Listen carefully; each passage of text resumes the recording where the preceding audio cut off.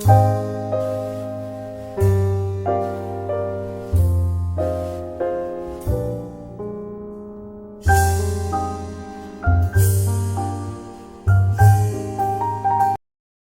what some international stand for. Sun is international is one of the best company in the whole world when it comes to the hospitality sector. So our man, Mr. DJ, is with us this afternoon to enlighten us on what to do. How can we get out of this? What are the things we need to know? What are the secrets that we need to know of get take that will take us out of this COVID-19 pandemic? So join me to welcome once again Mr. DJ Bayeye from South Africa. He is the former director of SAFE Africa, Abercrombie and Kent Wilderness Safari. Please have a round of applause for our one and only DJ Bayeye from South Africa. You're welcome. And once again, I would like to again mention my co-moderator in the person of Captain Emmanuel Great, who is the founder and CEO of Tourism Business Success International, and is a trainer as well. He's a trainer as well as many of us. Yeah. Hello. Yeah, we are with you. You are with me. So Yes, sir. join me to welcome again officially Mr. Captain Emmanuel Great on this platform, as I will hand over to him to continue with the moderation. Thank you very much, and I know that today is going to be a great day for every one of us because we have the powerful people in the industry in our midst. Thank you, as I hand over to Captain Emmanuel. Thanks. Thank you very much, my chief moderator for today. I want to really appreciate you for the time, and it's my pleasure to be your moderator today, and also to be the co-moderator, and to have my bosses in the house. It's a real honor. It's a real honor. So without wasting any much time, we are going to be moving straight to the business of today, and it's going to be a wonderful session today. And before I begin to throw questions at my panelists, I quickly want to share a slide with you. It's actually a UNWTO slide, which I want to use to set the tone for today's meeting. So this slide is just to give us a brief on the current status of the industry with respect to COVID-19. And I'm just going to rush it because it's a 19-page slide, which participants of this platform will have the opportunity of getting a copy immediately after the end of this webinar. I might as well quickly share this in the chat room so that participants can download and follow me through on it. So I'm going to be sharing the screen now, and then this meeting is going to kick off right away. Now, my panelists should get ready to begin to receive questions from the participants. I want to use this time to tell the participants that we are going to be taking your questions, and that's why I have IBM today as my moderator. We're going to be taking your questions today. So, but unfortunately, we will not be able to take questions in video or by voice. So all questions should please go to the chat room right now. All questions should go to the chat room. So whatever question you have for my panelists today on today's topic, we are focusing on travel agencies and tour operators. And I'm expecting that you'll be able to engage my panelists today. So looking at the slide in front of us, this is a UNWTO slide talking about the current situation of things in the industry. And according to this slide, we are facing an unprecedented global health, social, and economic emergency. travel and tourism is among the worst affected sectors, with airlines on the ground. Hotels are closed. I know Didier Baye can attest to that fact. Travel restrictions have been implemented in most countries around the world. And this report gathers a coalition of data partners committed to support the sector. So let me check the next slide. These are the travel restriction data for the world right now. According to UNWTO, 96% of world destinations have introduced travel restrictions in response to the pandemic. Looking at the second paragraph on the slide, about 43%, that is 90 destinations globally, have completely or partially closed their borders. 21%, which is 44 destinations, have introduced travel bans to passengers coming from certain destinations, while 56 have suspended all or partially international flights into the destination.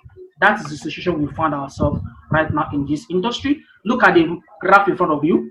This is how the restrictions moved, starting from 9th of March to 13th to 24th to April. By the 6th of April, we already have massive travel restrictions globally, according to UNWTO. International tourist arrivals and receipts have suffered a lot. Look at the 2020 forecast. We are having a minus 30% decrease already in international tourist arrivals in percentage, minus 30. This is against the projection that UNWTO had for 2020 to 2030, which I'll still show you very soon. So this is where we are today. Look at this, another infographic of international tourist arrivals in millions. Okay, for this year 2020, COVID-19 has made the travel industry, the tourism industry globally, to lose between 290 to 440 million international tourists. And that is between minus 20% to minus 30%. This is a 31-page slide, so I'm not going to waste time. I'm just going to go to key areas that affect our topic of discussion today. Okay, so look at this graph here, showing us the situation of things actually by regions of the world. So looking at Africa and Middle East, which is what I want us to focus on, our year-on-year return is at minus 29% for 2020. And this statistic is between January and March. We don't know what is yet going to happen between April, May, June, when summer is supposed to be blooming and our sales supposed to be in good shape. So now look at hospitality. Now this is where Didier Baye is going to have actually, he can relate to this. According to the STR is one of the data partners for UNWTO. The impact of COVID-19 on the global hotel industry in January 2020, measured in change in revenue per available room. Let's do that. Revenue per available rooms in Asia was minus 9.6. In Europe, by March, it dipped to minus 61.7%. And already, as I'm talking to you right now, globally, we have a minus 75% decrease in terms of bookings in week 12 of this year. That is March, late March. So looking at all these scenarios, it paints a very bad, gloomy picture already. But fortunately, in the middle of all these calamities and woes, IATA came up with a recent survey, which I want to share with us, because it is not all bad news. So permit me to share with you another slide by IATA that just came out this week, okay, giving us a little bit of a doubt that tourism, aviation, and hospitality will definitely rebound. We will come back from this, actually. So let's look at this survey that I'm sharing on the screen. This is IATA's Commission Passenger Survey. This is actually a survey that actually debuted this week. 60% of recent travelers that were surveyed anticipate a return to travel within 1 or 2 months of containment of the COVID-19 pandemic. So IATA has done a survey that our travelers, our tourists, our customers are ready to get back to visiting destinations and enjoying tourist experiences between 1 or 2 months of the COVID-19 pandemic being contained. Okay. Next is the second survey, which shows 40% of recent travelers indicate that they will wait for about 6 months or more before they will travel again.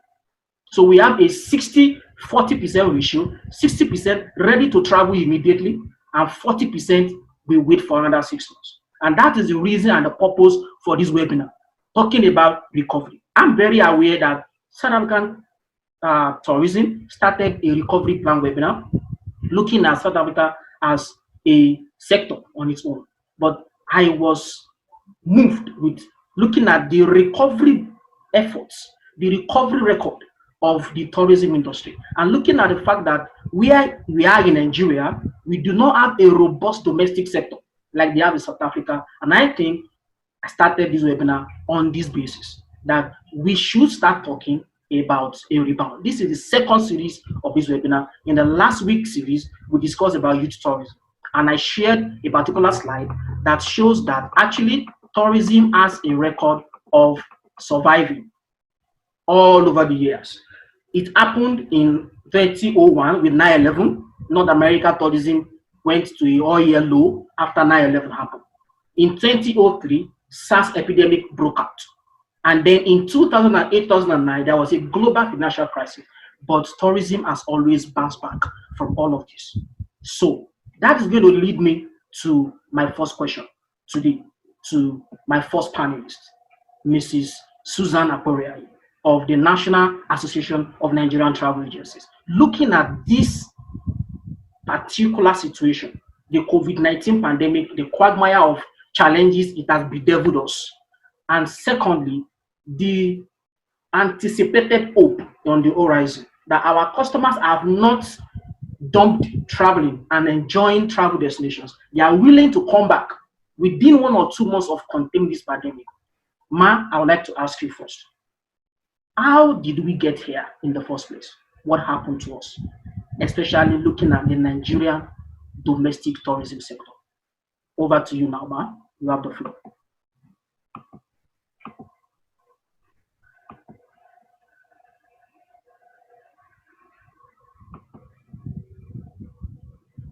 Can you hear me? Yes, we can hear you now. Okay, I think my audio was muted, so I just unmuted it. Okay. That's a very interesting question. It's a very long generational issue, actually. How did we get here? I think we will have ourselves to blame.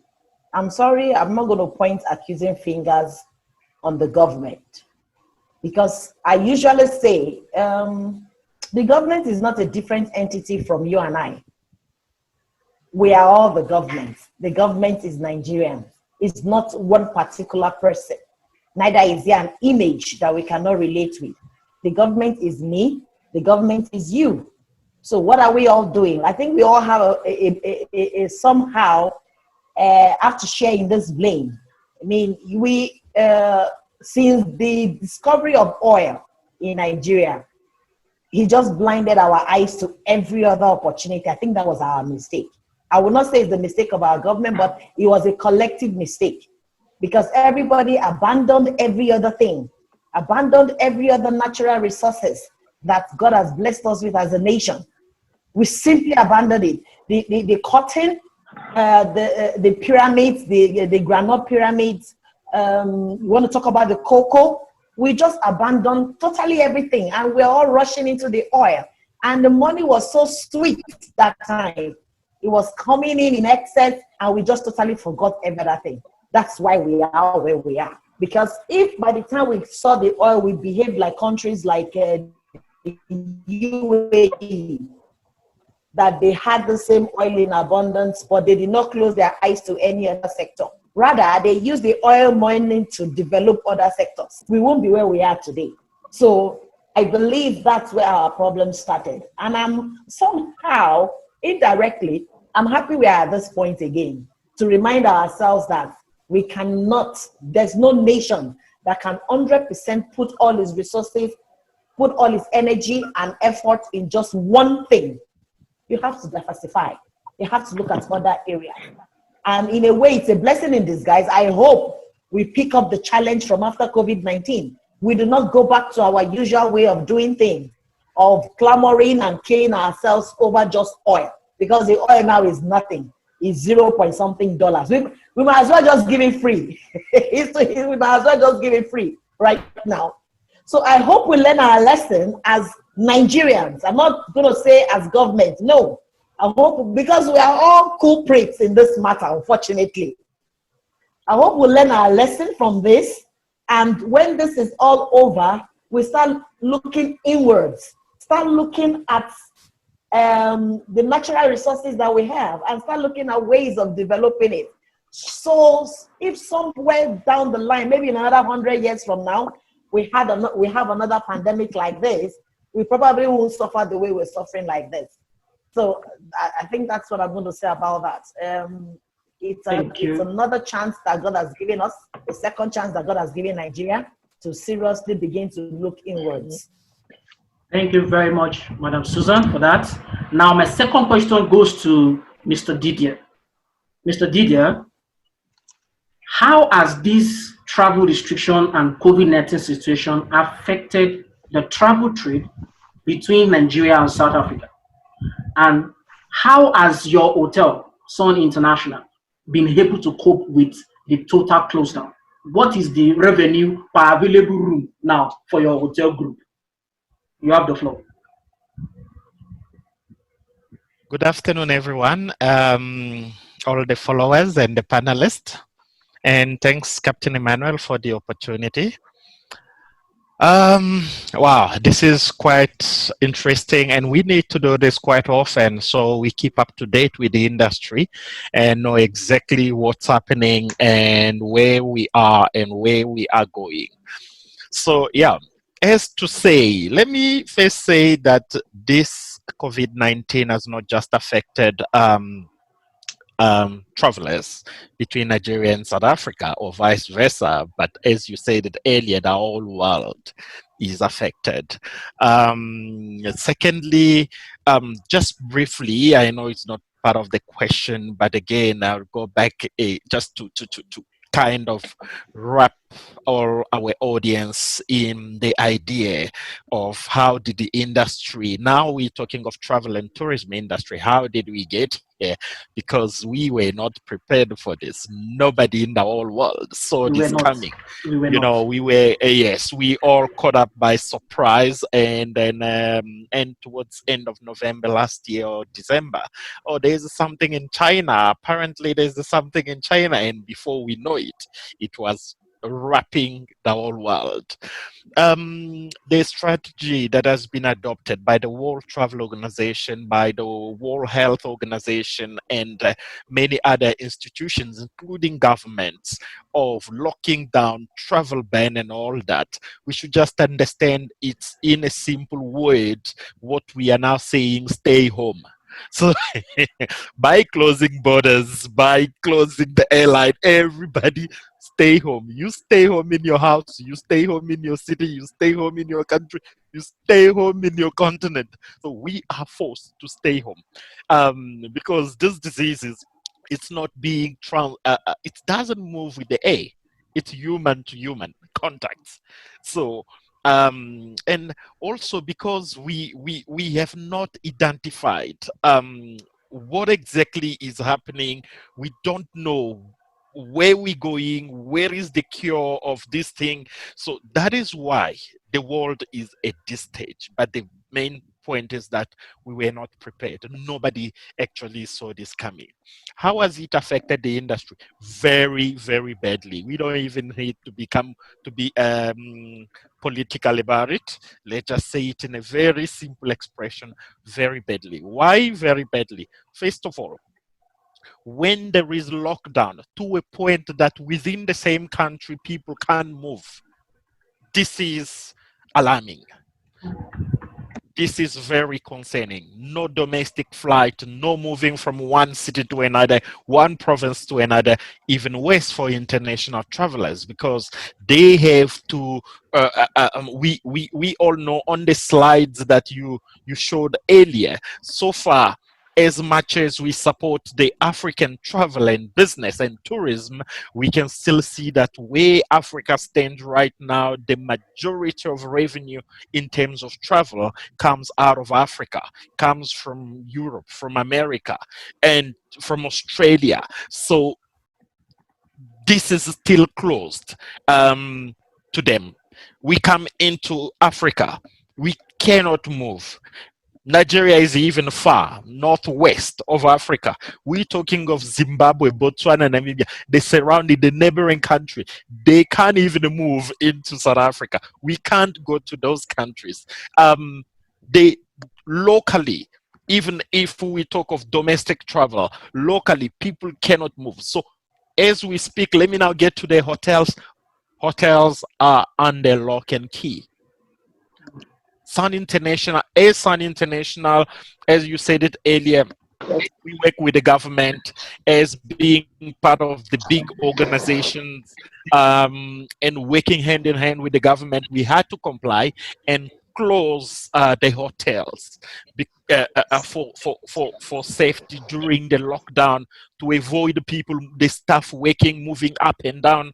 They would need transport, they would need to be in contact with people. So it was just not going to be a good idea against this idea of the fight against the COVID-19. So as a responsible institutions, we had to comply and close down completely. The hotels are also locked down, which means during this period, zero revenue, because hotels are closed completely. Sun City is closed. The Table Bay in Cape Town closed. Maslow Hotel in Johannesburg. The multi-grading Times Square in Pretoria. Boardwalk, Sibaya, you name them all, closed completely. Not a Wow. single guest as we Wow. speak. Not a single guest in the hotel. But this is for good. You know, sometimes they say that before you jump further, you need to go backward a bit so you come fast and jump. What are the plans? What are the recovery plans for this period? First of all, I will start by saying, why is it important for us now as Africa to work on intra-Africa travel? And also domestic travel is very, very important. Already I will anticipate Captain Emmanuel and fellow panelists. Most of things people are saying are only some are wishes, some are statistics, some are just rumors.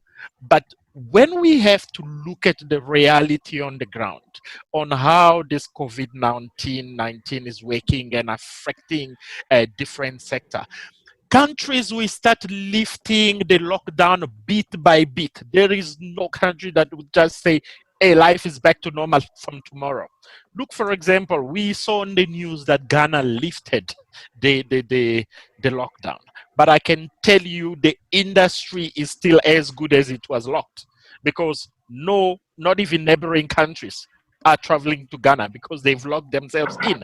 They have to deal with the pandemic. The airlines, even though we had AWA, which is Ghana local airlines, performing few domestic flights, but what is the occupancy, for example? Because the world has become one village.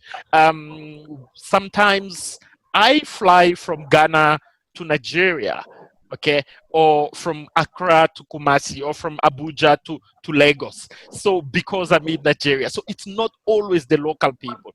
So this has an impact in that. How many of the local Ghanaians will go and just pay to stay at the Kempinski Hotel, a Movenpick, for example? You can just see that it's still as much as lockdown continues. So as part of the plans, what we are doing as a Sun International, the very first plans that are ongoing now is to sanitize during this time, sanitize the hotels. This is very, very, very, very important. Hotels shouldn't just be empty and the people sit and waiting for things to be back to normal. Then we continue. Hotels are being cleaned completely, 100 1% sanitized, put in the sanitization stations at the entrance. Some of the hotels, our hotels, Sun International, we have casinos where people have to sit in mass. For the beginning, the sitting has been spaced so that people don't sit much closer. Remember, before they come into every property, they will be sanitized. The property itself is sanitized, and then as people sit, they will not be sitting next to each other. The space will still be there to make sure that there is no human contact or physical contact. We even exploring the idea of removing the buffet breakfast, for example, so that people don't come together. So all these things with the plan government put in place will help the industry to bounce back. But it will be lifted bit by bit. We will not see international flight coming in quickly and then massively. So this is where, if we work very well on our domestic tourism, each country on the domestic tourism, we could already see the industry picking. Let me just stop here for now and give I the wanted to stop opportunity. you. I wanted to stop you, but at the same time, I can also Yeah. see the fact that you are already loaded up for this, and I needed to give you that time. Okay. Now, my next question will be to Mrs. Susan. Should we be talking about recovery at this time? But before she responds to that question, I have a video here for you that I want to show all the participants. This is a message from the Secretary General of the United Nations World Tourism Organization, Mr. Surab Podolishvili. And after we watch this video, we hear what he has to tell us. We'll come back and look at, for us here in Africa, South Africa, Nigeria, and in our sub-region, is it the right time for us to talk about recovery plans? Is it the right time? Or should we just sit and lick our wounds and we still continue to wonder how we're going to survive this? So I'm going to share with you now the message from the UNWTO Secretary General, and I want you to enjoy this. I'll be right back after this video. This pandemic is a challenge we must face together. The virus knows no borders, nor does it discriminate. We are all equally vulnerable. Responsibility is of the essence in these circumstances. Our response must be calm, consistent, and collective. This is a time for kindness and understanding. It is also a time for international cooperation and solidarity. These are the values that lie at the heart of tourism, and this is why tourism will once again be there to help people and communities recover from this setback. If you travel safely and responsibly. Do everything you can to protect yourself and the others. The solution is in our hands. Only by living up to our responsibilities as a global community, as a sector, and as individuals, can we limit the impact this pandemic will have on lives and livelihoods. Tourism will be ready to bounce back. We have proven our strength in the face of past difficulties and will do so again.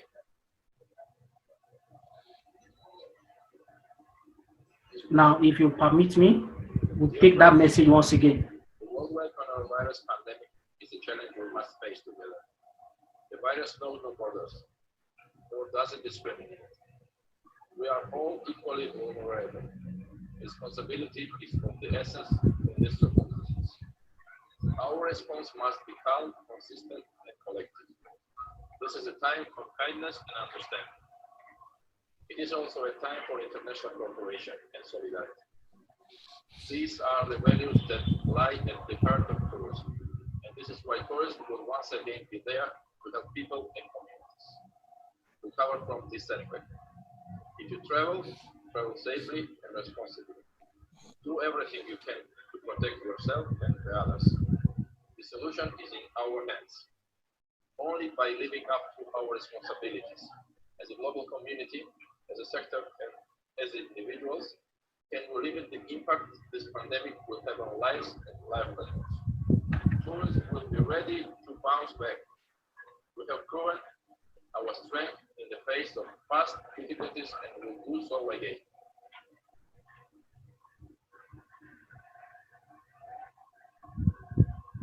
So now we have all seen that message from the UNWTO Secretary General. He said tourism will be ready to bounce back, that we have been through this before and we are going to pull it off. Now, to my first panelist, Mrs. Susan, do you think it is the right time for us to be talking about recovery for us here in Africa and especially for Nigeria, West Africa, and the Southern African tourism region? Is it the right talk about recovery? Mrs. Susan, you have the floor.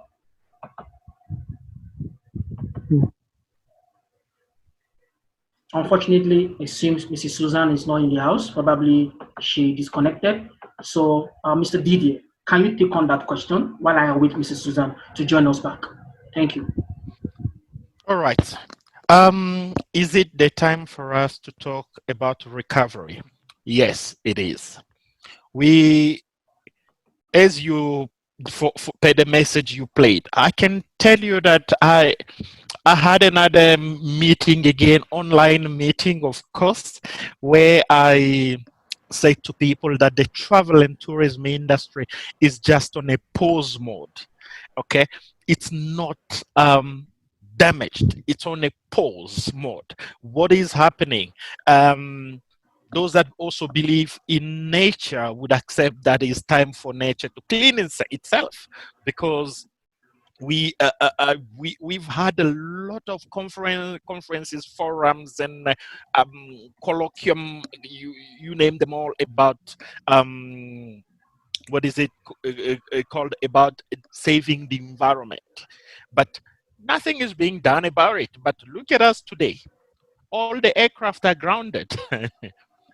Massive ships are docked. Cars parked. Factories and big industries closed. Already countries like Hong Kong and Singapore have reported 3 times less carbon emission than usual. So the nature is also, in the meantime, cleaning itself. We need to talk of the recovery plans. What I want to say is that if today airlines resumes, countries says, despite Corona, we found that when people wear their masks with gloves, there is very less chance of them being infected, and people can travel. From now, if it's announced now, from the first flight, there will be people to move. Travel, what makes tourism or the travel industry very, very important and the main contributor of GDPs in so many countries, it's not the excitement of moving from one place to another, but this sector has become part of the human life. Even when it's not seen as leisure, there is educational travel, which is just part of our daily life. For example, when a new technology happens in the field of medicine, and they say, for example, a new technology about physio or how to operate without cutting a person, people will come from different countries traveling to a certain destination for a certain number of days to study that. For example, then we have sporting travel. We have it becomes part of our daily life. And then, by the way, every day we travel from house to work, or vice versa, to see people, to shop. That travel, it's human. It's part of human. So that is why we need to talk of a recovery plan. And I also have to emphasize that the recovery plans doesn't mean that there will be 0 rate on COVID-19 infection. No, we don't have to wait for that. That will come, and then will find us very far back than where we were. We would have bounced back into the business much, much, much better than we were before. recovery plans has to be in place now because the whole world is working on how to combat and overcome the COVID-19.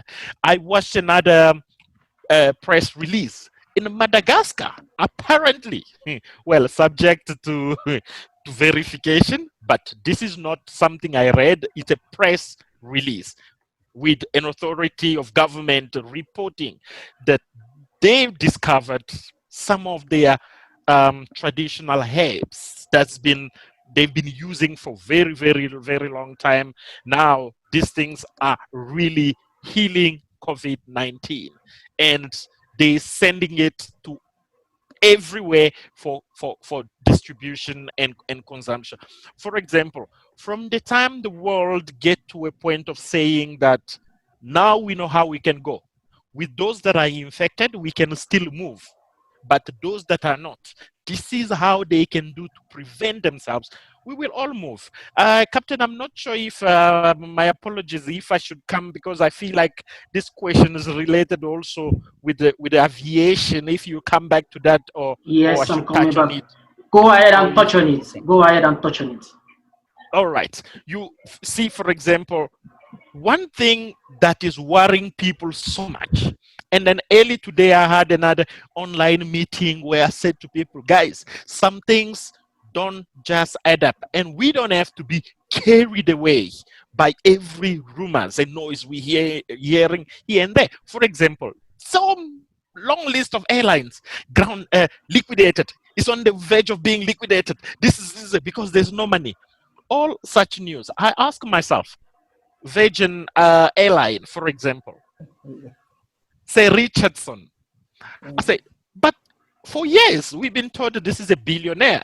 In fact, in pounds, British pounds. Exactly. That's So serious. what's Exactly. what's going Yeah, on I can here? see we have Mrs. Susan back. Okay, Welcome back. welcome back, Thank Mrs. you. Susan. Thank you. So Thank you. is he a billionaire just worth of asset, or his net is also a billionaire? Because if he's a billionaire, then he has all the money to rescue the way these things are being put. It's like the money somebody pays at the counter to pay tickets. That's what pays petrol fuel to put in the plane. It's not like, doesn't work like that. It doesn't.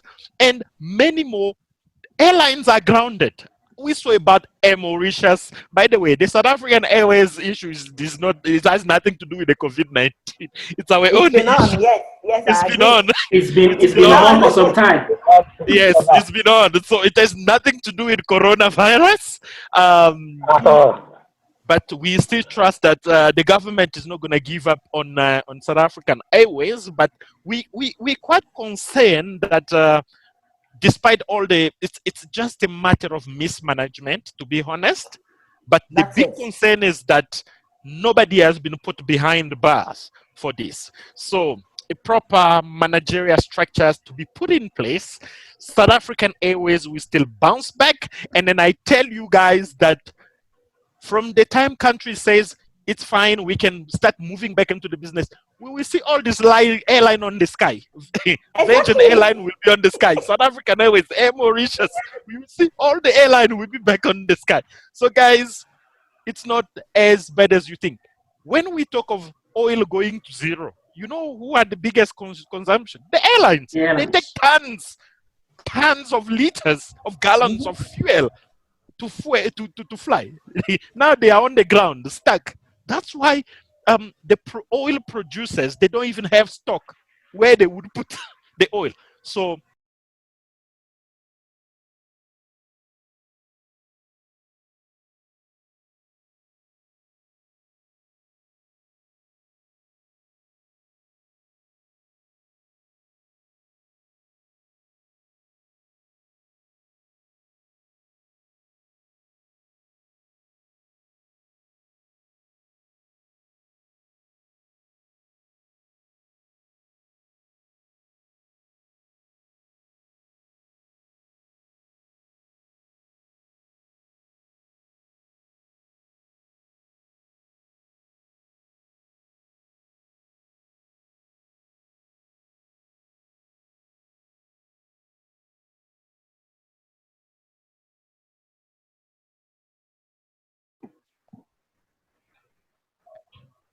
Can you hear me? Yes. I can hear you. You have Okay, just something happened. It 2 minutes. That was just Mrs. dropped. Susan's time you were using. No, I was covering up on her, so I'm Yes. still coming back to my own time. Okay, no problem. Seriously, Didier, you started again. And that's why I missed you so much. Yeah, so guys, we shouldn't be shaken by all the rumors and noise. There is no way the world will stay without airline, without the cruise, without hotel, without people moving around. So what we have to do is the recovery plans, as which I would say is that before just talking of the market and different destinations, is if the hotel industry would do what Sun International is doing, sanitize, make sure the place is corona free and coronavirus free and clean and ready for other strong and strict hygiene conditions before we bounce back again. That would just be really, really great. Then I will, maybe if there's still time when you come back to me, we'll talk of destination management. Thank you very much for your time. Mrs. Susan, should we be talking about recovery plans now in Nigerian tourism sector? What do you have to say? Yes, we should. We should. Because if we don't, we will fall into the same problem we've had all these years. Like I said initially, there's no better time. To us in Nigeria, it's almost as if God is giving us the second chance to take a look at tourism, the wealth in tourism, and not just focus in one. And that's why I believe we need to be talking about recovery plan, because it's in the process of talking about how we're going to recover from this COVID-19. It's in that process that a lot of things begin to open up that we ought to do. Definitely one thing is for sure, it's not going to be business as usual. And even though it's not going to be business as usual, I tell my members, Lantern members, almost as if D-Day is there anytime we have meetings. When we have meetings with my ESCO, everybody is so afraid. Everybody does not know. And they're like, Madam Susan, why are you so still full of life? And the same thing you said is what I tell them. It's bad. I know it's bad. Truly bad. But really, it's really not that bad. We will bounce back. It's just going to take a bit of an adjustment.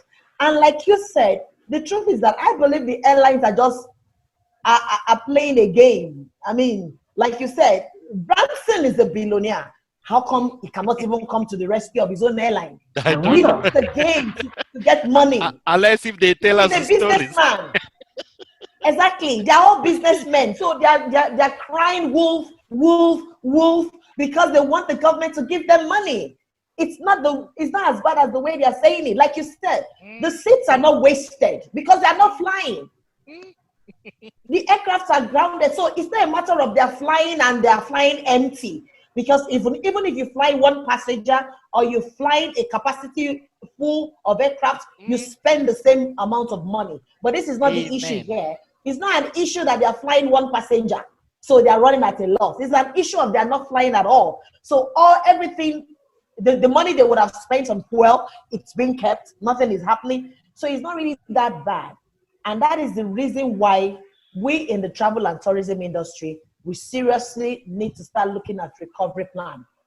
What's going to happen? We need to tell ourselves the truth. Leave the businessmen from one side. They're businessmen. That's what they do. They have to cry out so that they can get extra money. I mean, to go home with massive packages. I actually agree with Didier. I think they need to actually probe all this so-called business billionaires in quotes. They need to be probed. It's pure mismanagement. You cannot be a billionaire and there's a little crisis. You're already crying that the airline is going down. What have you been doing with the money? I'm going to have to defend the aviation industry with your allegations coming from Exactly. So it's a big time mismanagement. Any airline that is saying they're going to before you defend Captain Emmanuel, exactly. Why are they not even able to sustain staff for 2 months? Let me explain that. Even on half salary. Yes. No way. Yes, it's a very bad situation. Sorry, Madam Susan. I want to quickly weigh in on behalf of the airlines. here as the aviation professional on this platform, okay? And I understand where your submissions are coming from. Looking at Virgin Australia, looking at South African Airways. Thank God Didier quickly said bad management has been responsible. COVID-19 is not responsible for what's happening. It's not. But let me quickly, say it this way. Looking at the current drop in oil prices, it might interest you to know that airlines have a policy, a modus operandi called fuel hedging, which means probably they must have hedged fuel for $70 per barrel, and they do it for maybe an 18-month period or a 3-year period. So it's very possible that the current fall in the oil prices doesn't really benefit the airlines, because if they have hedged fuel now for $70 and fuel is selling for less than $10, $15 now, is a loss on them. Number one. Number two, looking at the job losses, like Didier said, they are firing staff. The truth of the matter is this: airlines don't make too much profit, and you need to understand that. I have been able to speak with CEOs of so many of these airlines. Most of these airlines are being bailed out by government funds right from start. Take, for example, the 3 big airlines in the Middle East: Qatar Airways, Emirates, and Etihad. I've been on several Etihad Airways flights that most of the seats were empty, from Lagos to Abu Dhabi. So airline profitability already is an issue to deal with. Now, when you now have planes being parked on ground, you must understand that planes are not made to be parked on ground. That's the truth. Apologies for that. So aircraft are not actually built.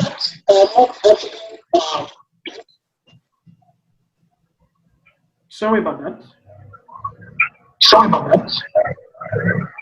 So as I was saying, airlines actually do not exist to park aircraft.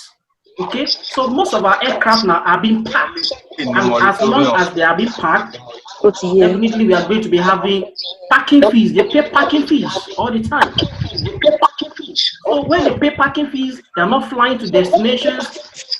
Definitely, I could have said they should have given those staff unpaid leave instead of firing them.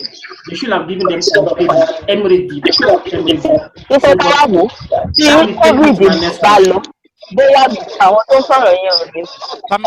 Somebody's really sending echo there. Yes. Please check your mic. We want all participants to mute their mic at this time. They are really causing a lot of distraction for us there.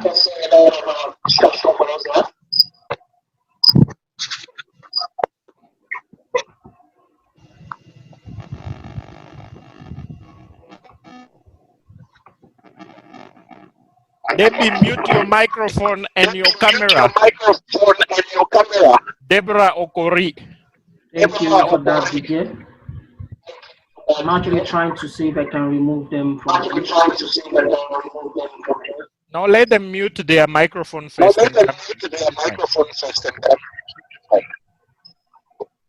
So, thank you very much for that.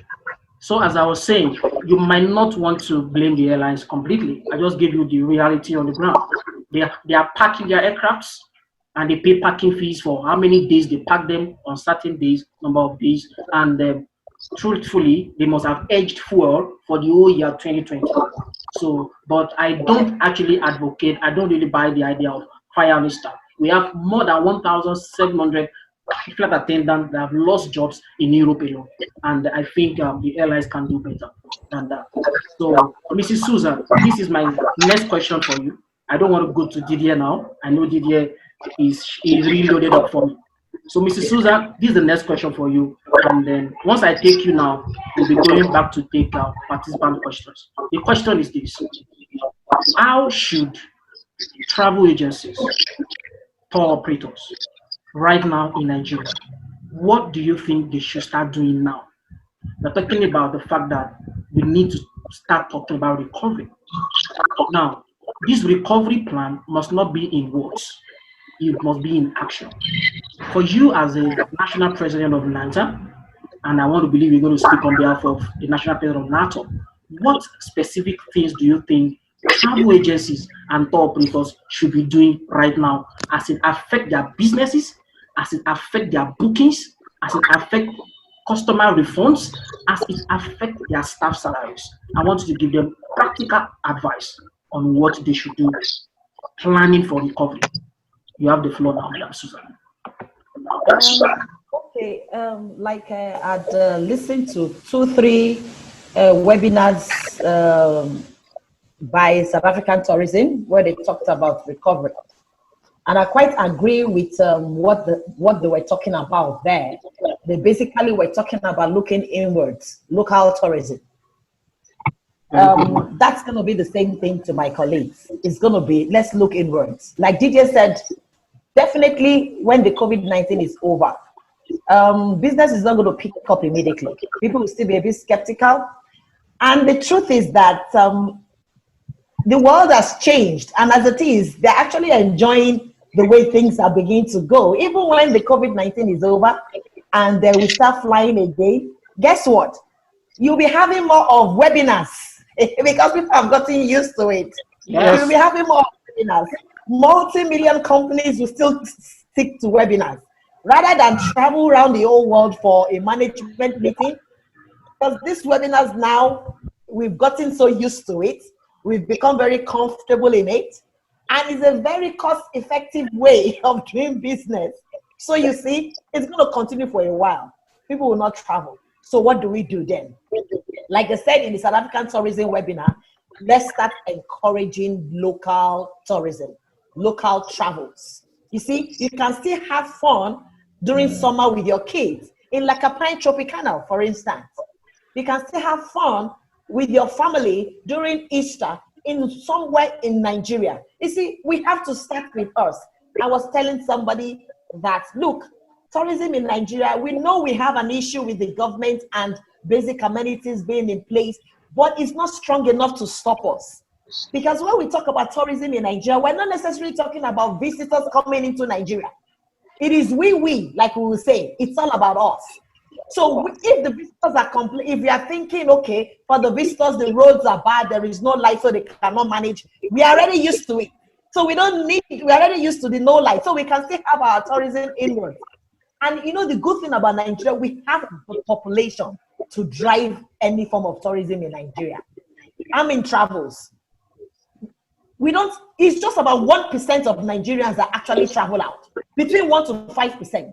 And we have 200 million Nigerians. 1 to 5% of that, we are talking about 10 to 20 million alone. What is happening to the remaining 150 million? What are they doing? They can't afford to travel. So let the 150 million travel within Africa, within Nigeria. You know, there's something I started. I'm sure it's going to be on all the social media handles by the end of today. It's good thing you're even asking me this question. It's part of the recovery plan. I started what we call the tourism challenge. A tourism challenge where each and every travel agency is going to make a 2-3 minutes video. You talk about yourself, you introduce yourself, the name of your company, the state where you come from, and you talk about tourist locations, tourist sites in your state. That's my own way of going about the recovery plan. We have 150 million people that do not have the capacity to travel outside the country. So let's tap into that 150 million people and encourage them to travel within Nigeria. And guess what? It was when I was doing my own video, it just dawned on me how rich my state is in tourism. So what am I looking for? My state is so rich in tourism. We have an international standard golf resort in my state, in Akwa Ibom State. Ibom Hotels and Resort. I have been there before. While I was there, I was like, wow. What am I doing looking for? What else am I looking for? So the recovery plan will have to start with the travel agencies, the tour operator. We have to start looking inwards. We have to start packaging Nigeria as a destination. We have to start talking to our clients. Guess what? You know what, sir? You are still very afraid to go to US. You know what? Come to Cross River. Come to Akwa Ibom. There's a lovely golf resort. You should, while you are there, you will not even know you are in Nigeria. Let's start reorientating our clients. And again, this is another time for our members to gain new client base. You see, for the big clients in quotes, they Yes, might that's like, what are you second talking point. about? You know, I will wait. I'm going to wait. See, when the clouds are, when the things are better, and I'm going to go to my Paris, I'm going to go to my Disneyland. No, that's not the people I'm talking about. I'm talking about the 100 million untapped Nigerians that have not experienced tourism outside the country. This is the time. Guess what? As funny as it sounds, if every travel agency sees the opportunity in this and they take serious this tourism challenge that I have started, they will be shocked that they will have more business than they ever think or imagine, even after the COVID-19. Thank you very Economist much. says that the COVID-19 will be worse. The crisis of the people trying to balance after COVID-19 will be worse than the pandemic itself.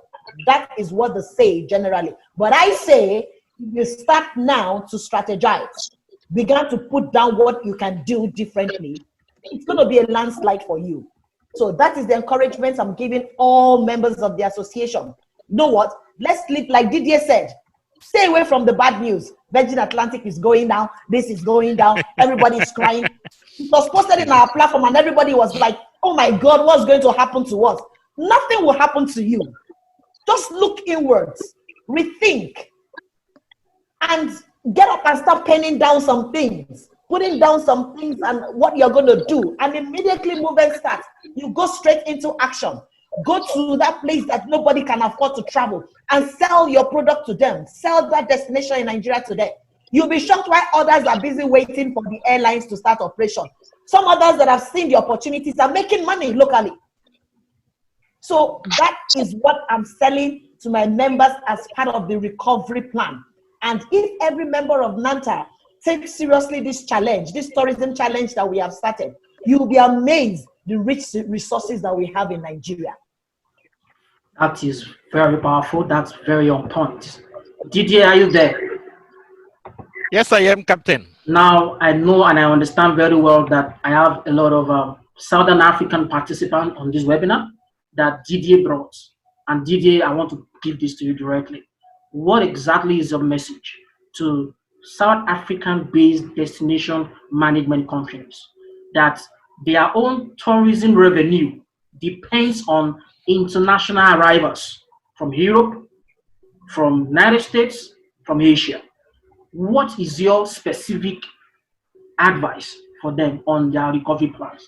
Looking especially at the fact that in South Africa or Southern Africa, majorly your international tourist arrivals is from Europe and the United States, not mainly Africa.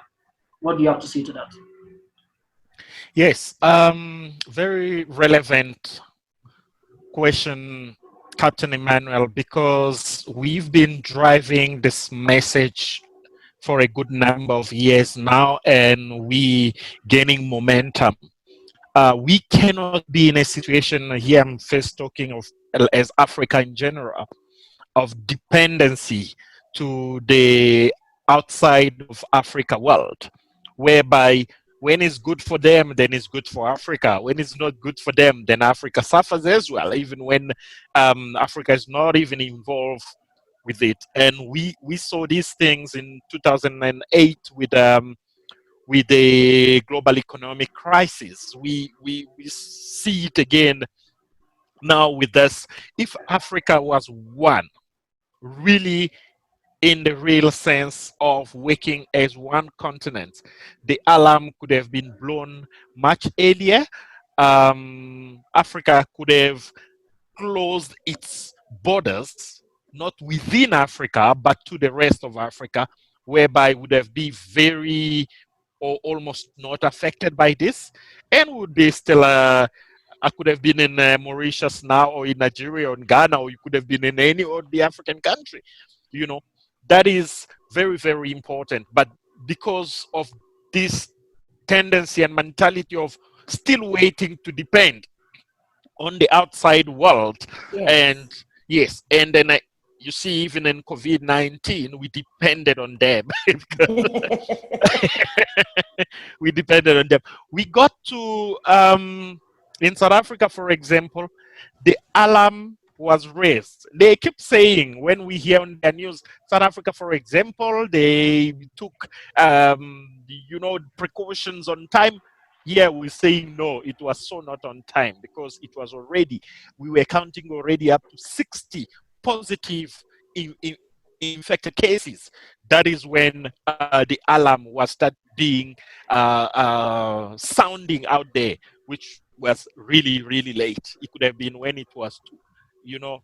So to the DMCs, destination management companies, there were many of them here that just depend on Europe and America. Yes, you are right, for revenue. I guess it's time for them to assess the situation and see that depending on Europe and America only doesn't do justice to them. So they need to depend also on Africa. We're not saying that we don't need Europe. We're not saying we don't need America or Asia, Australia. But what we're saying is that, you know, they always say there's an African proverb that says that it is the stick you have in your hands that kills the snake. You don't Yes. first wait for the one who will bring the gun from miles away to come and shoot when the snake is there. So there are DMCs, there are companies right now, they discovered that they don't have contact with African countries.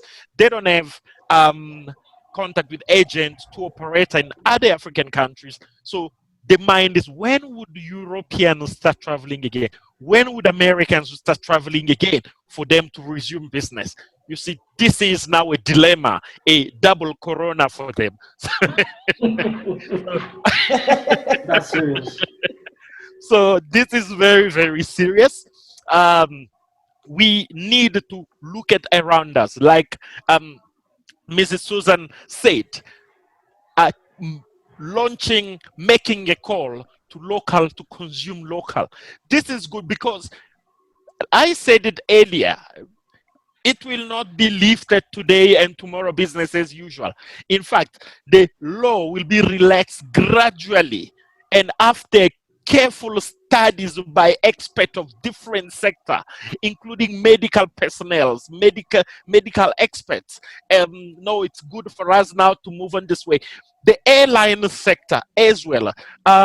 We might now see that every aircraft might have space like in the business class. We don't know, you know. But again, the way an airline operates already, they know that we have 300 seats. If you have to create those space, how much would a ticket cost? So, Yeah, we have to stop you there. We have to stop you. Your no. time is running out on us. It's 4:15 here, and we are All planning right. to end this webinar at 4:30. And but Okay. I'm still on you, Didier. I have a question for you from one of the participants, which is directing at you. It reads here at Didier, can you give us a ballpark figure of how much it will cost Sun International to create a post-COVID safe hotel? A figure.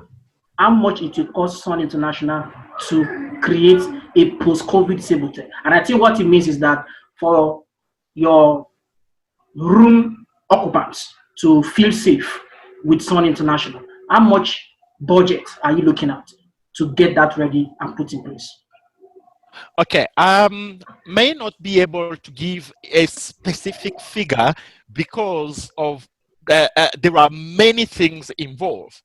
For example, at the end of this webinar, if we get on our small screens in front of the TV and we hear good news, vaccine found it's working, and then this and that, from next week it will be distributed worldwide, or the formula, because of this formula, sometimes it's not the actual medicine that gets sent. They just share the formula with the other laboratories, so they reproduce the same thing, and it gets distributed all over the place.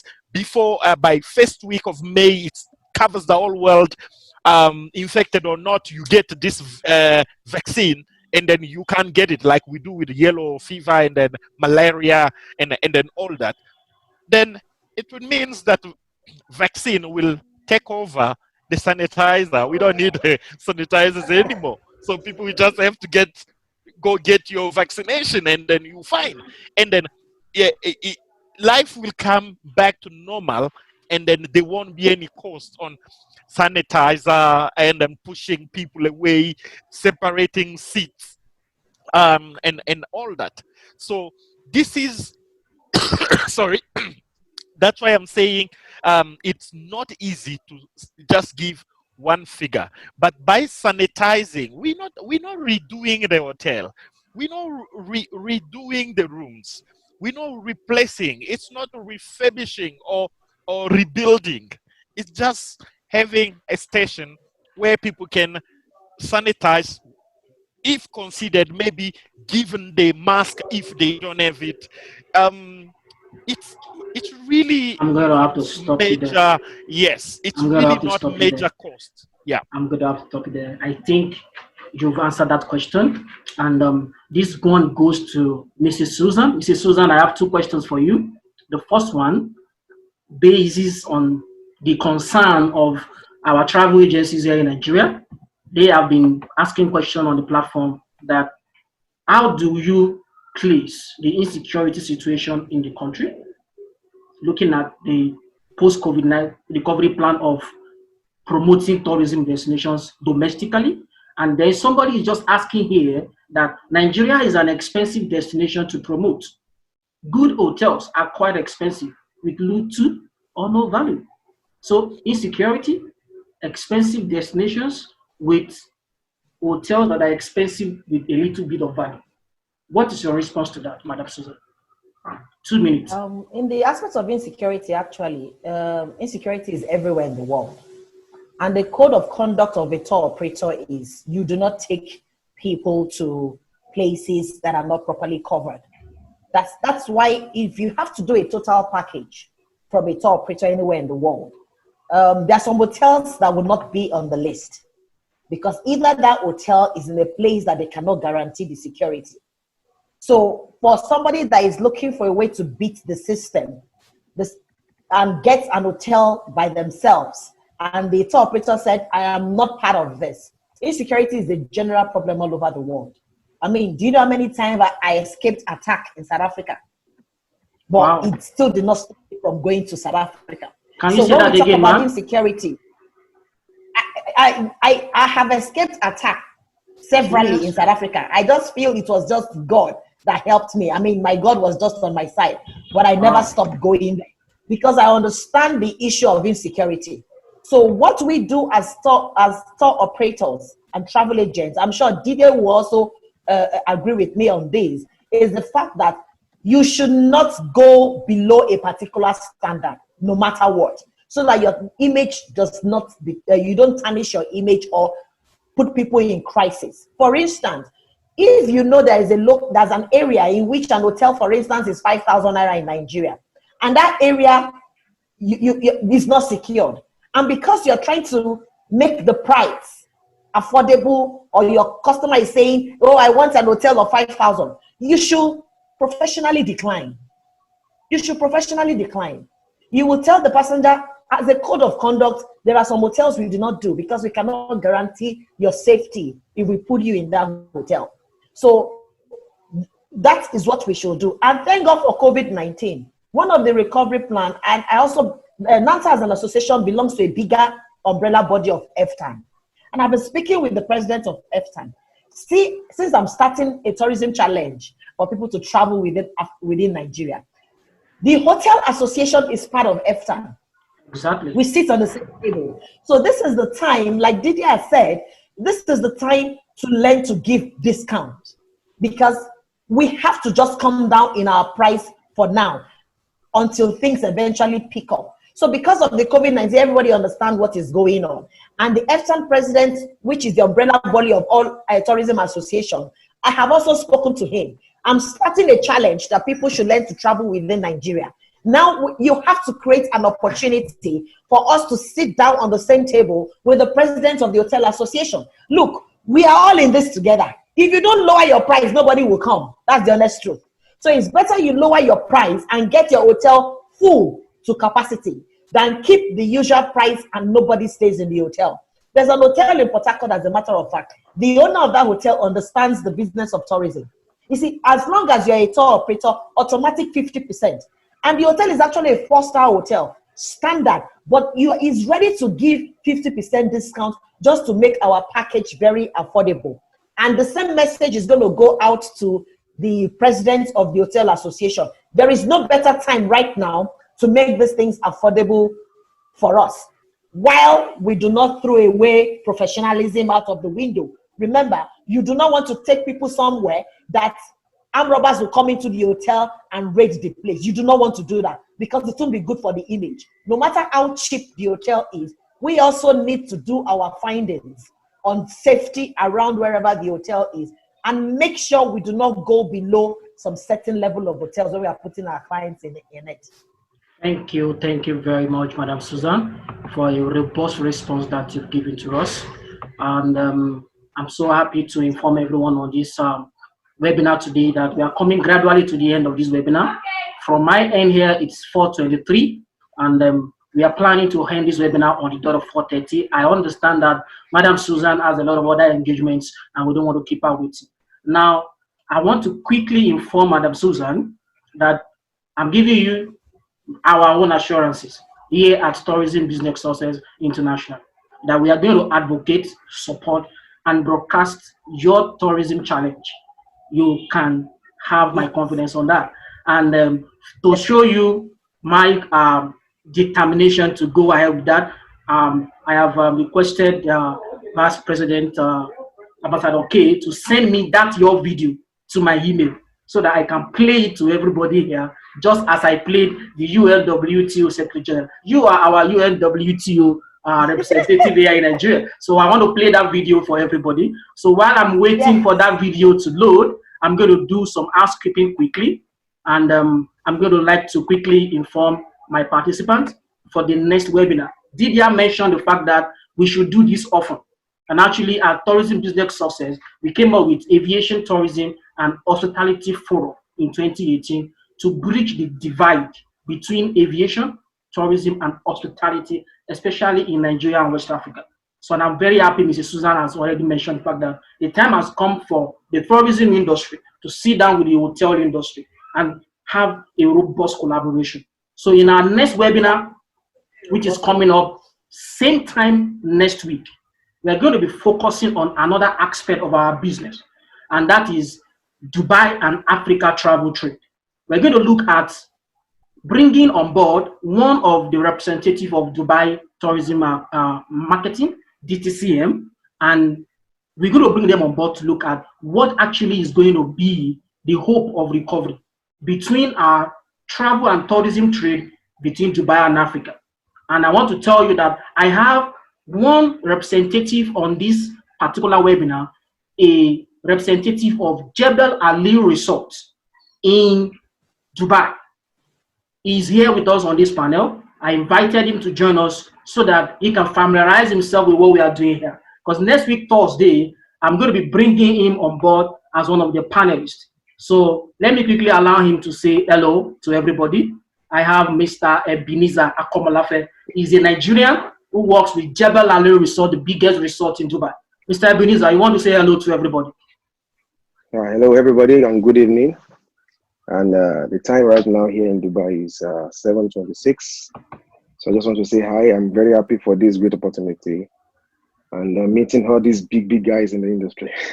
So by next week, Thursday, we are going to be together and enjoy a very good time together as we have enjoyed ourselves today. Thank you.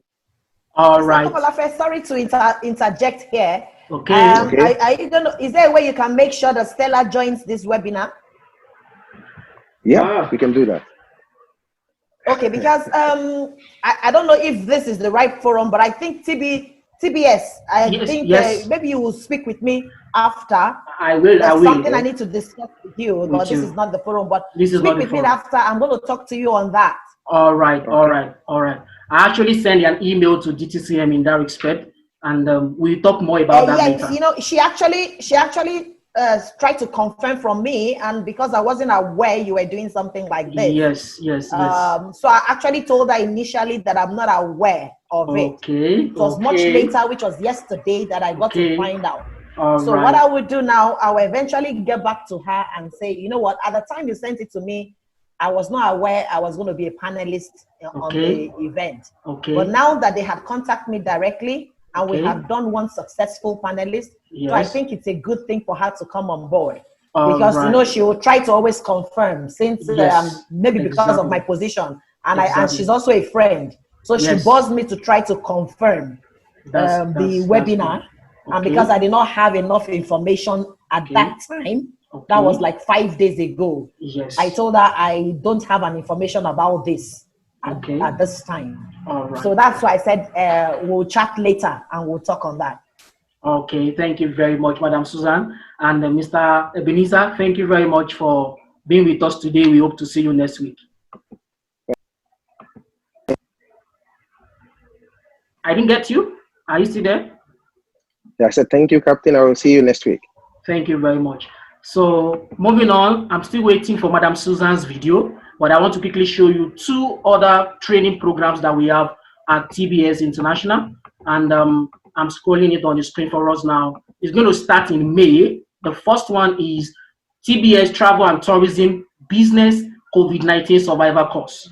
Okay, this is what we are doing at TBS. We have a coaching platform which is running on Telegram on action steps for travel and tourism businesses to survive COVID-19. What should you and I be doing in our businesses? So this is a COVID-19 survivor course. This is free for all travel and tourism professionals. This is not a paid course, okay? And it's going to start from May, first week of May. And I want every one of us to key into that. For all registered participants, we're going to send you an email for registration for this COVID-19 survivor course. And then following after that is a post-COVID-19 recovery course.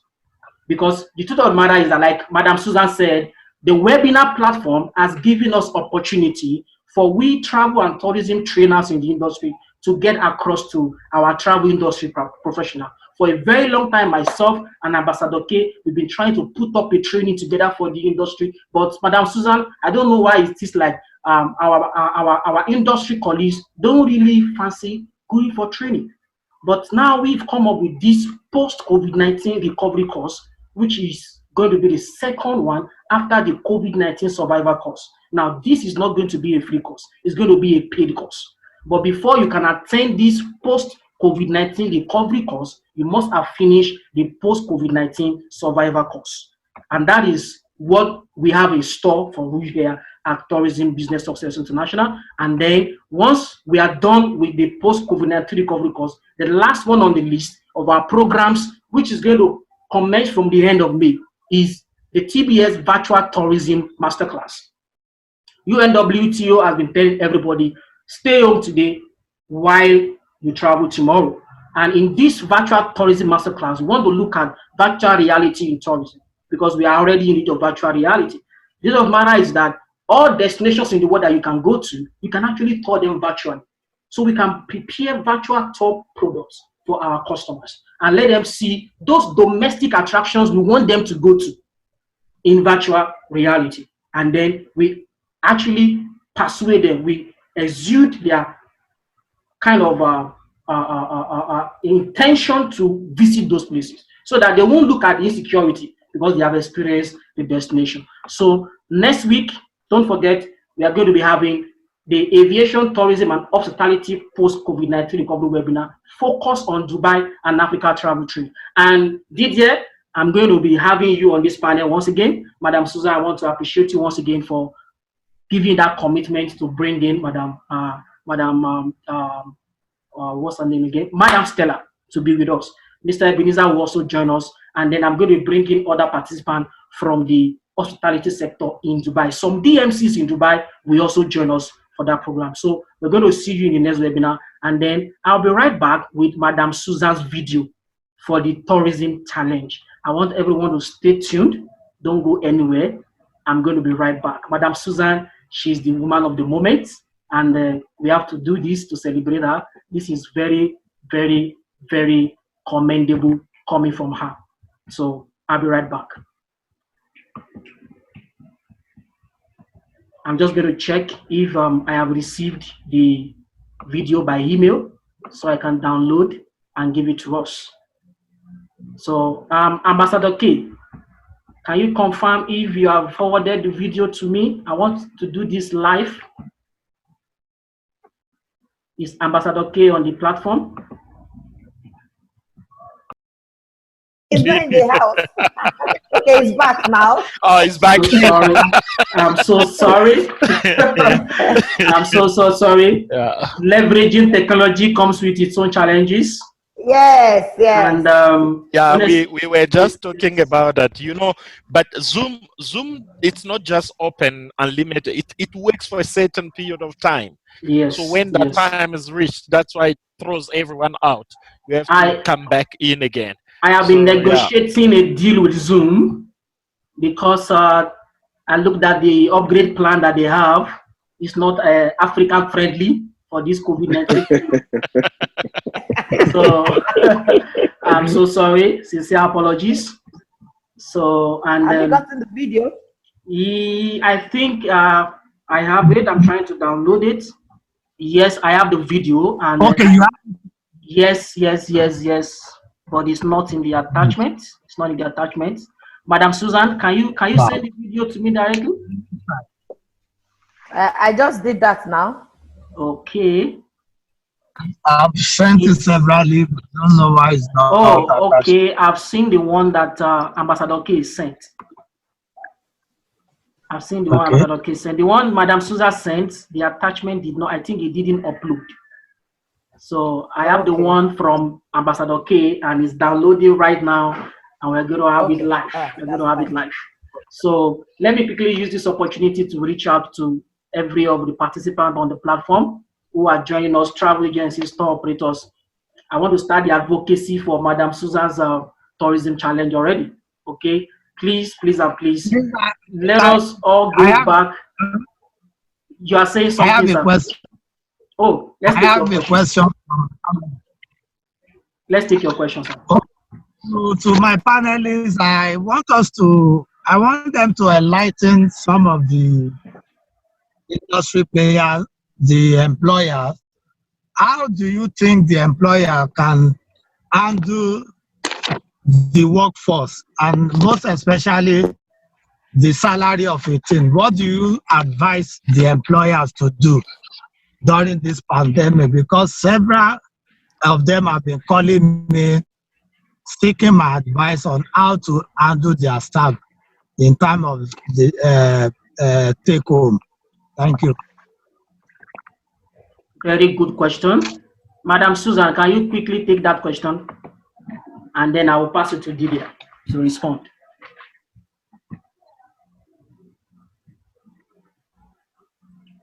Madam Susan, is she with us? Or Didier, can you fill in? Yes. Yeah. Can you hear me? Yes, we can hear you. Yes, we can hear you. All right. Great. The employers facing the COVID-19 pandemic crisis, first of all, I touched on it a little bit and very fast when I said, talking of airline, I said this thing shouldn't be seen as if it is the money the passengers paying at the counter that will put petrol, that will go immediately into somebody's pocket. When we go into financial management and economics management, we see that we talk of forecast and we talk of budget. Each organization, each entity, they have their financial year. And at the end of the financial year, you project and you budget for that. What we're saying now, we're not just saying that employers should keep their staff on full salary. That is one. Secondly, what we find unfair is that some company have not even been able to pay half salary for a month because of this. We understand some industry or sectors are really, let's first phase out those very small 1 or 2 person company that operates on a pay-as-you-go, day-to-day basis. No, we're not talking about that. We're talking of airlines. We're talking of big hotels. We're talking of big DMCs. We're talking of big cruise ships. These are these sectors, to be honest, if they are willing to, if they are willing, like I'm saying, they are still able, or they should be able, even between 40 and 60% for a minimum or maximum of 3 months to their staff. For example, in South Africa, April would be the very first month where the lockdown has kicked in fully. Okay, so where people are kind of depending on their positions and the nature of their business, either they are working from home or not. But companies should shouldn't just throw in towels immediately, because we also don't know. Nobody has said that this situation will go on for 6 months or a year for them to just throw in towels like that. But what we also notice, and we have to be honest, is that people are kind of greedy, and they feel that paying people without doing anything, it's not right. Not that they are not doing anything, they are doing something, because they sit home, some are on internet, some are still picking calls, some are even those that have gone home. It's not like they wanted to. Okay, the company would have done something little for the employers, because they had projected something. For example, a company that was planning to do marketing, some great marketing initiative for April or May, clearly there's money for that, and then these things will not be done.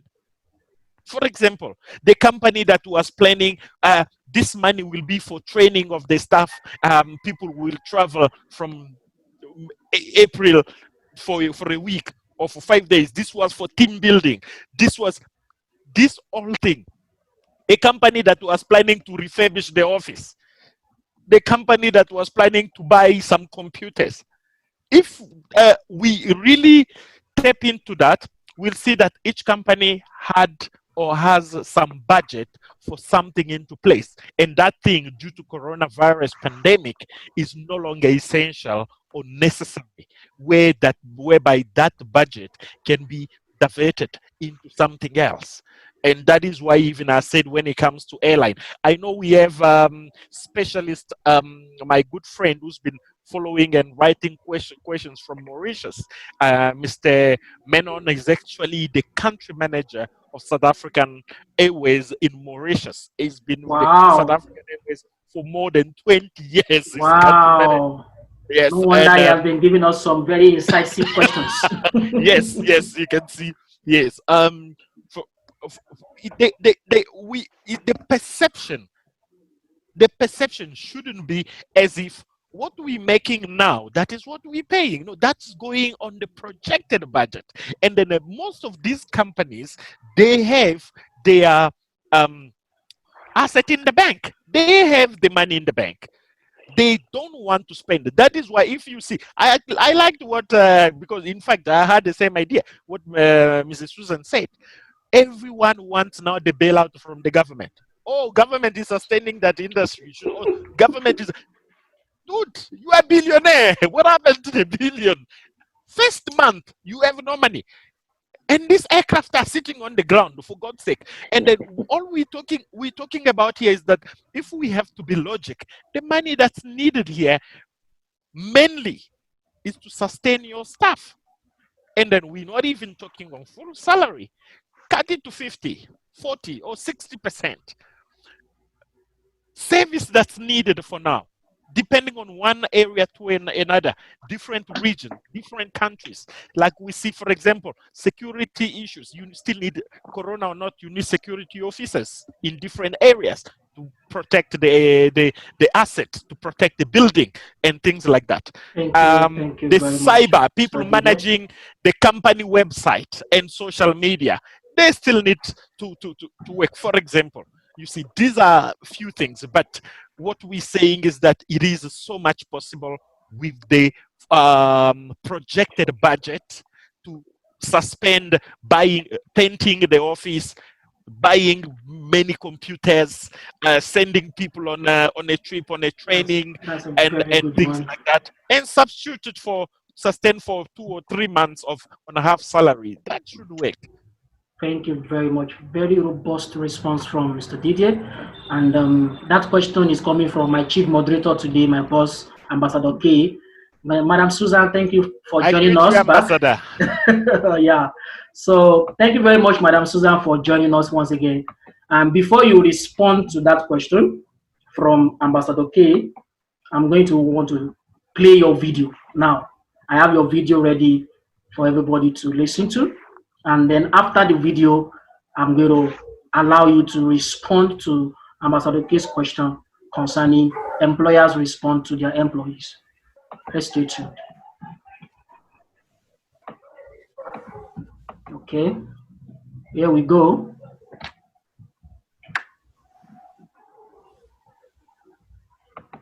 Hello, everybody. My name is Susan Akbaraye, the president of NANTA. I'm here to talk about the tourism challenge. I'm sure you're all wondering what is that all about. COVID-19 was our first us to lock the doors of our offices, shut down everything for business. But guess what? We stand for tourism. I will always do tourism. So what the tourism challenge is all about? When the pandemic is all over, I'm sure you know travels will take a while to pick up because people will still be a bit skeptical. Now, there is no better time for us to do Nigeria as a tourist destination. Now, this is the challenge. Every member of NANTA will make a 2-3 minutes video. You will introduce yourself, the name of your company, the state where you come from, and you will talk about those beautiful tourist locations in your state. Yes, in your state. And it goes round. Please don't break the chain. From the north to the south, to the east to the west. Let's talk about Nigeria. I get really excited when I have to talk about Nigeria because we're such wonderful people. Rich in culture and in food. Now, I'm going to start with myself. Like I said, do not break the chain. Every NANTA member should make a 2-3 minutes video. My name is Susan Akbaraye. I'm the NDC of Topaz Travels and Tours.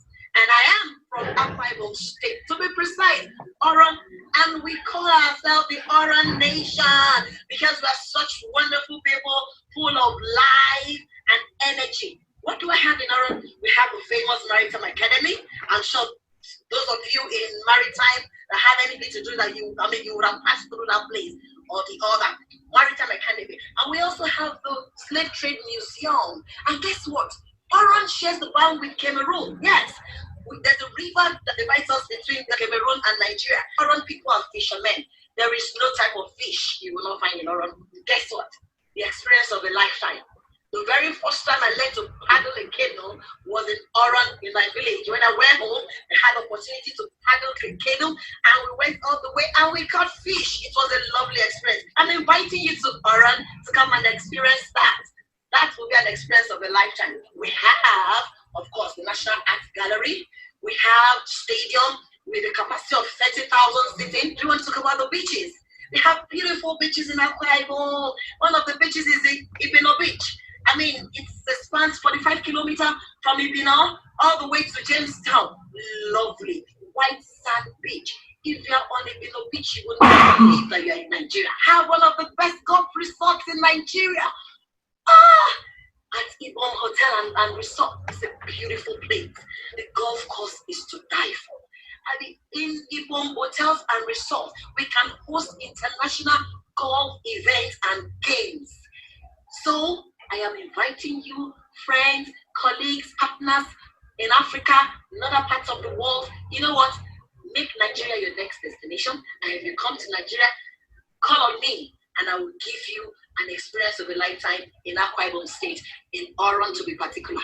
Thank you very much, my dear colleagues. I've done mine, so it's your turn. As I usually say, we can do this. Let's be a lovely experience. I'm inviting you to Oron to come and experience that. That will be an experience of a lifetime. We have, of course, the National Art Gallery. We have stadium with a capacity of 30,000 sitting. Do you want to talk about the beaches? Wow. We have beautiful beaches in Akwa Ibom. One of the beaches is the Ibino Beach. I mean, it spans 45 kilometers from Ibino all the way to Jamestown. Lovely white sand beach. If you're on Ibino Beach, you will not believe that you're in Nigeria. Have one of the best golf resorts in Nigeria. At Ibom Hotel and Resort is a beautiful place. The golf course is to die for. In Ibom Hotels and Resorts, we can host international golf events and games. So I am inviting you, friends, colleagues, partners in Africa and other parts of the world. You know what? Make Nigeria your next destination. And if you come to Nigeria, call on me and I will give you an experience of a lifetime in Akwa Ibom State, in Oron to be particular. Thank you very much, my dear colleagues. I've done mine, so it's your turn. As I usually say, we can do this. Let's go, people. Thank you. Hello, everybody. That's good. Wonderful one from the national president of NANTA. Can we give a round of applause to that? That's very incredible. Very incredible. Madam Susan, are you ready to take us on?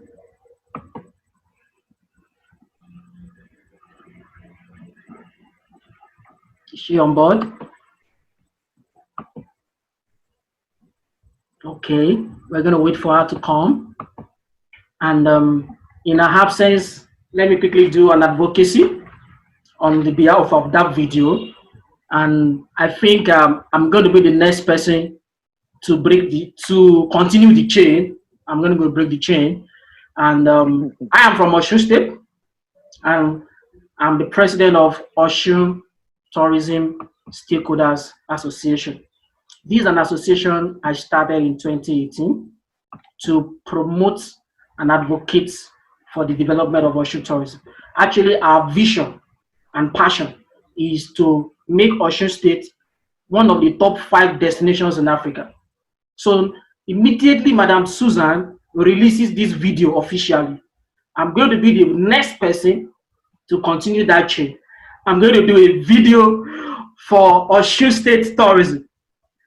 So watch out for that. And I'm coming to Horror in my next vacation. Oh, wonderful. Waiting for that. Waiting for that. Madam Susan, you already have. So we are going to be doing that together. Oh yes, yes. Come on, paddle Nice the one. canoe. Come on, paddle the canoe in Aaron. Nice one, nice one. So, Madam Susan, back to Ambassador K's question. On a serious note, what should our employers be doing?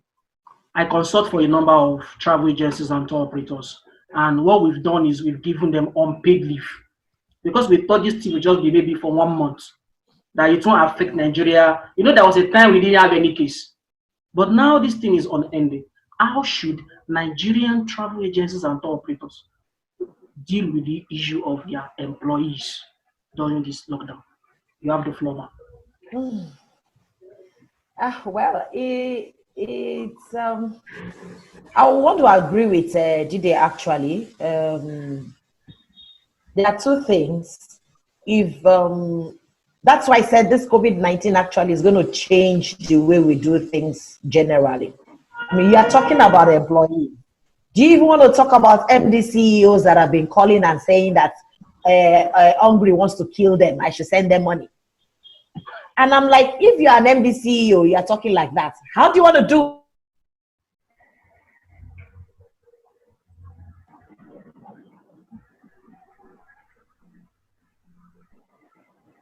Unfortunately, I think we have connection issues with Madam Susan's connection. And I'm like, yeah, I'm back on. Welcome.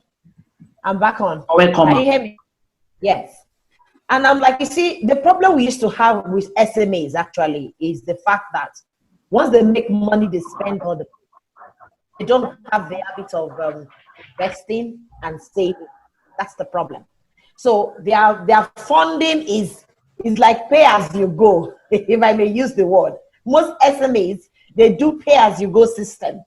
And that is why at this time that there is no money, they can't pay. What Dide said is actually very correct. You need, I mean, every year you should have a budget as a company.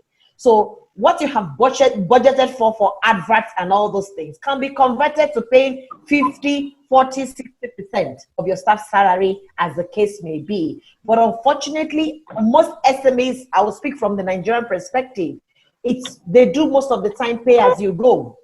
They don't have the habit of saving or investing.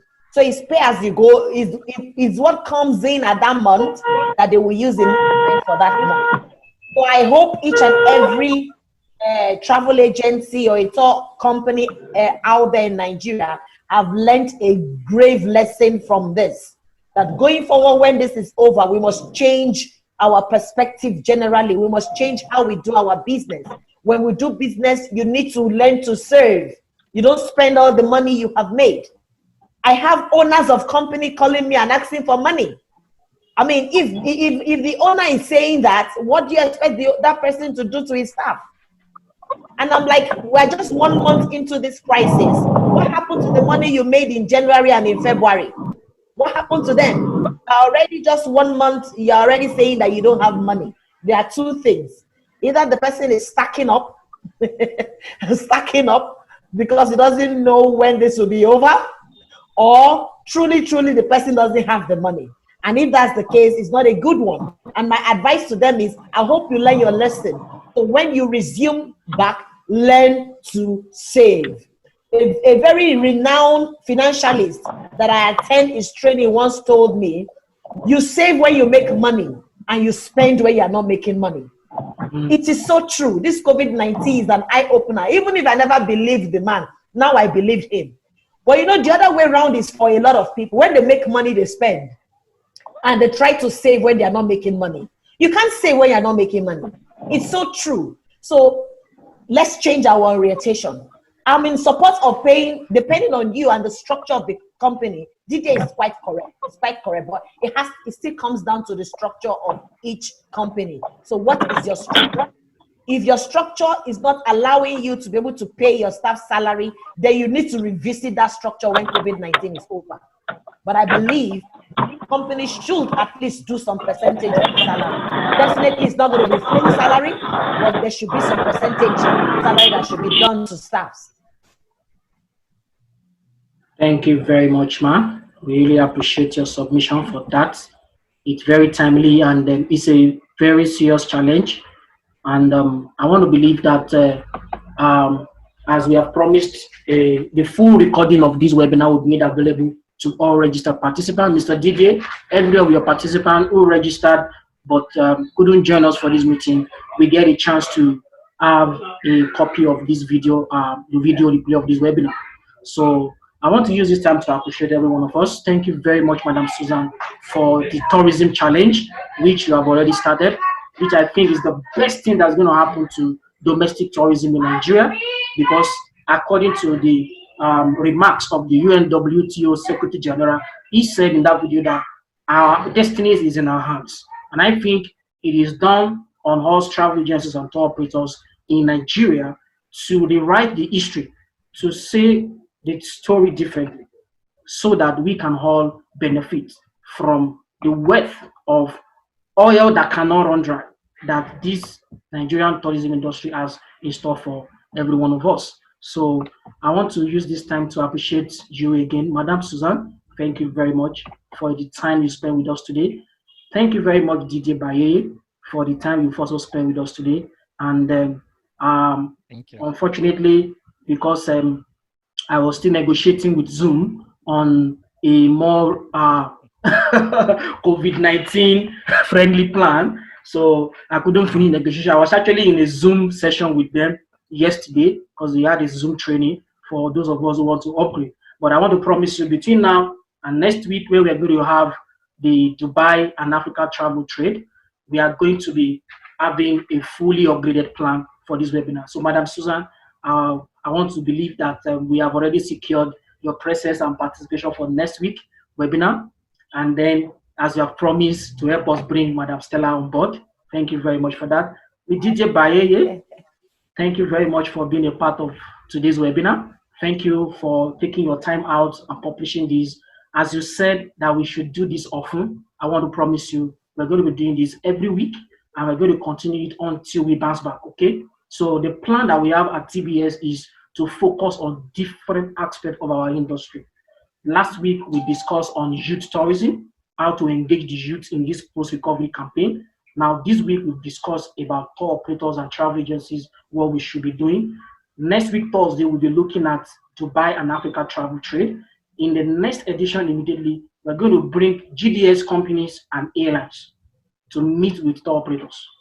So we have scheduled all this for this webinar. So that, because take for example, since this COVID-19 lockdown started, I haven't had any communication from Amadeus, from Sabre. None of them is saying anything.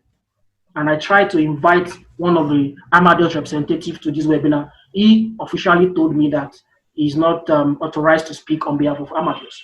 And I said, that's true. So I have sent a mail across to Amadeus Nigeria head office, and I'm expecting them in the upper week to join us. So Didier, I will need you to bring me back Mr. Menon, who you said is the representative of South Africa in Mauritius. I'm going to also expect you to be able to discuss with St. Mendes of African World Airlines, and then some of your friends in South African Airways. We're going to have a GDS and airlines section. What do they have to tell tour operators? How are they planning to recover? What's their plan for travel agencies and tour operators when they come back? These are issues that we have earmarked for all these webinars. And from next week, we're going to be fully using an upgraded plan. And Madam Susan, thank you very much once again. So before we round this up, I'll just give you guys 2 minutes to give your final remarks, and then we're going to officially close this webinar for today. And I'm going to start with Madam Susan again. You have the floor, ma'am.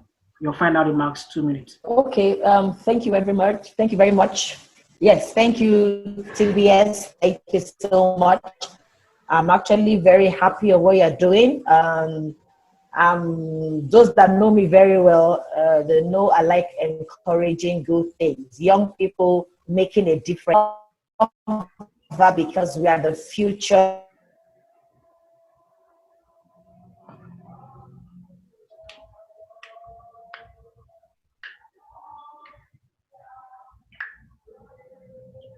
We lost connection with her, and we expect her to come back with that final remarks. So Didier, while she's coming back, okay, are you back with us, ma'am? God will deliver us from networking. Yes. Honestly, that's the challenge. It can be so frustrating. Or you know what? Nigerians are very dogged people. Yes. That's one thing I like about Nigerians. I mean, some people outside there, they can't survive the terrain we have in Nigeria. Yes. And we are so resolute to make sure we survive every circumstance. Like I was saying, I love what you're doing. I just want to give you some form of encouragement.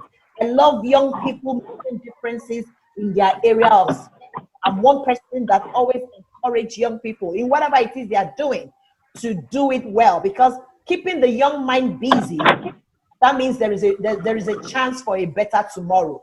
Because as long as your mind is busy, that mind will be very creative to come up with creative ideas that will better our future tomorrow. Young people are the future of tourism. Like I said, we are in a very dark state right now in our industry. Like I tell my members, so guess what? We stand for tourism. We stand for tourism. And my word of encouragement is do not lose hope. There is definitely light at the end of the tunnel. We can do this. That's my favorite quote. We can do this. Trust me. I know Didier knows what I'm talking about. We can do this. It's not as bad as it looks. I'm there to encourage everybody. We can do this. We can come back bigger, better, and stronger. I believe it so much with our heart. It all depends on you. Thank you. Thank you very much for that powerful closing remark from my key panelist today, Madam Susan, the Vice President of NANTA, the National President rather of NANTA. The Vice President of NANTA is my co-moderator, my chief moderator, but looks like he's even driving. I don't know why this guy is not staying at home. I wonder where are you going to? I don't know where he's going And he's to. supposed to stay home. He's supposed to stay Exactly, you're home. supposed to stay home. He's busy driving and disturbing us with interferences. So DJ Baye, it's your turn to give us a powerful final closing remark. Thank you. Oh, wow. First, I would like to say thank you so much to yourself, the organizer, Captain Emmanuel, and I would like to thank the panelists. I seize the opportunity to say congratulations, Mrs. Susan. We Thank couldn't be you. there on time during the handover, but we were so much up to date with everything.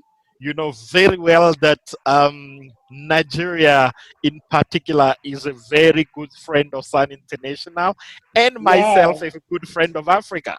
So yes, we wish you all the best. We welcome you and look forward to working very, very closely with you as we've done it many years ago with everybody else in the past.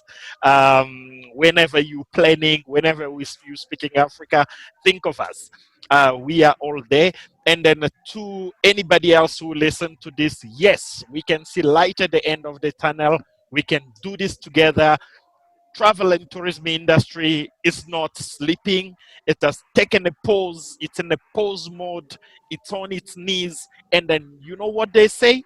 The only way to rise with the giant is climb on his back when he's on his knees. Because when he stand, it's too late for you to climb. So what we have to do now, the only way to climb on the travel and tourism giant, be connected now, join us now, let's join hands, let's spread the message of hope, let's do what we have to do. I stay home so that we can meet again. You two stay home so that we'll meet again.